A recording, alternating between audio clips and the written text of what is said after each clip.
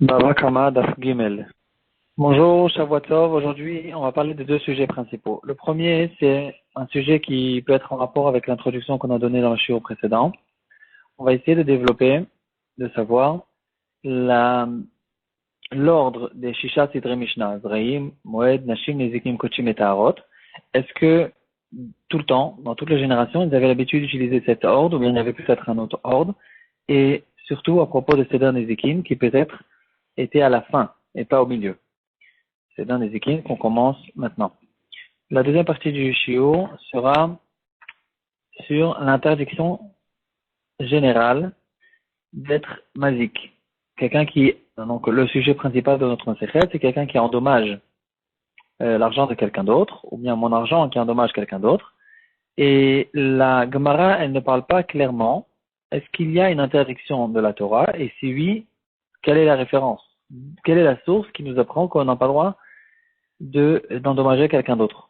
Est-ce qu'il y a des psukim clairs? Est-ce qu'il n'y a pas des psukim? Toute la Masechet, elle s'attarde que sur les halachot qui concernent l'endommagement, toutes les sortes d'endommagement, mais elle ne rentre pas dans ce sujet qui va être traité par les Rishonim.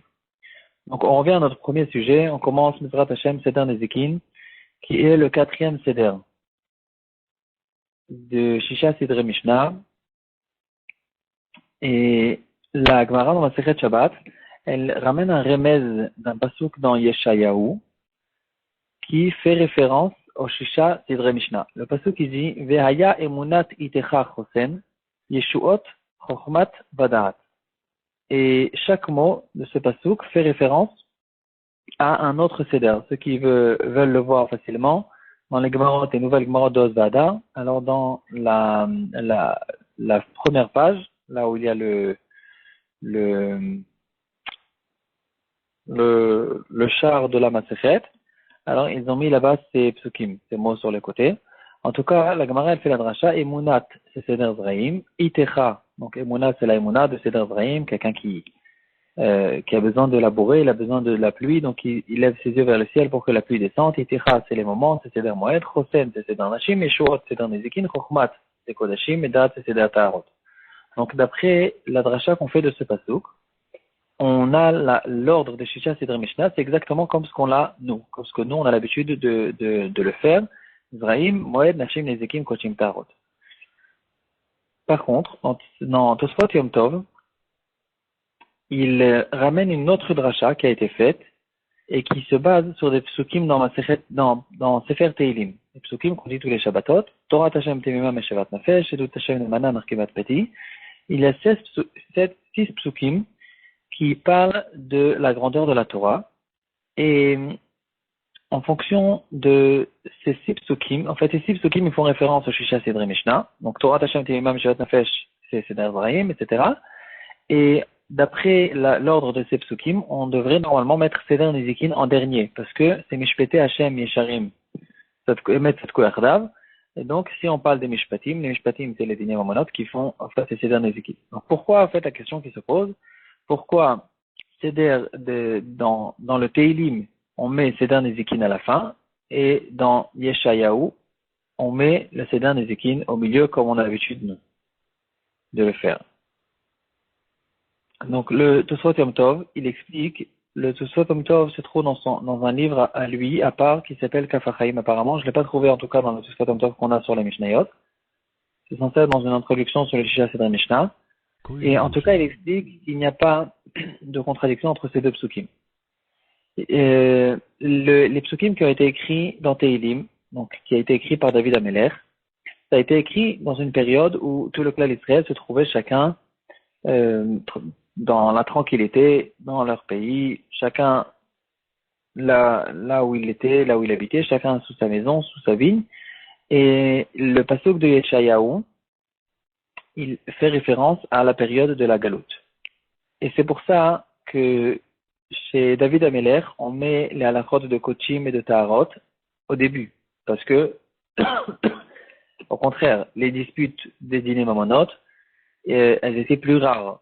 Et les halachot de Kochim et de Taharot, et Korbanot, et toutes les Taharot, etc., c'est des halachot qui étaient très courants de leur temps. Et donc, il les a mis en fonction de l'ordre de combien ces halachot sont courantes.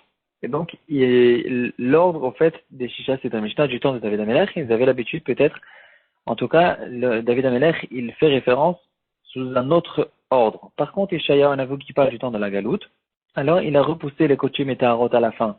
Parce que, malheureusement, c'est des halachot qui ne sont pas halakha lema, c'est de notre temps. Et c'est dans Nézékin, donc il est passé avant. On passe au deuxième sujet. Quelle est l'interdiction d'endommager quelqu'un d'autre? Est-ce qu'il y a une interdiction? Ou bien non, peut-être c'est permis. Si quelqu'un il veut endommager et puis après payer, est-ce qu'il a le droit ou pas? Bien sûr qu'il n'a pas le droit. La Gemara, chez nous, dans Daf Nun Aleph Amud Aleph, elle parle de quelqu'un qui a envoyé un envoyé pour creuser un bord à sa place, creuser un puits au milieu du Rishut Harabim, et qui est chayav. Finalement, quelqu'un est tombé là-dedans. Est-ce que c'est le premier, l'envoyé ou l'envoyeur qui sont chayavim? Et la Gemara dit en shaliach lidvar avera. Et donc, on condamne celui qui a fait le bord lui-même. Donc, en tout cas, la Gemara, elle considère le fait de creuser un bord comme une avera. Donc ici, c'est clair, c'est une avera. La logique dit que c'est une avera. Il nous reste juste à chercher quelle est la référence. Dans le tour aussi, en tout cas, on voit Rochel Mishpat Siman Shinaimchet, il dit de la même manière qu'on n'a pas le droit de voler, aussi on n'a pas le droit d'endommager l'argent de quelqu'un d'autre. Et peut-être que dans le tour, on a déjà un remède à un des avis. Rabbeinu Yona, dans Masechet Avot, la première Mishnah, il dit que l'interdiction d'endommager quelqu'un d'autre, c'est tout simplement parce que ça ressemble à l'otikzol. Donc quand la Torah nous dit tu ne voles pas, c'est inclus à l'intérieur. On a appris dans la Torah chez Balpé que on inclut à l'intérieur tous les dommages que je peux faire à quelqu'un d'autre. Ça s'appelle du vol. Et donc, c'est ça, au fait, l'interdiction d'endommager quelqu'un d'autre. Une autre explication qui a été donnée par le Rama, pas le Rama qui est sur le Shulchan Aruch, le Rama avec un He, Rabbi Meir Abulafia, sur son Pirouche, sur Masechet Baba Batra, il donne deux raisons. La première raison, c'est parce qu'on apprend ça du Pasuk qui dit Lifnei Iver Lotiten Mirchol.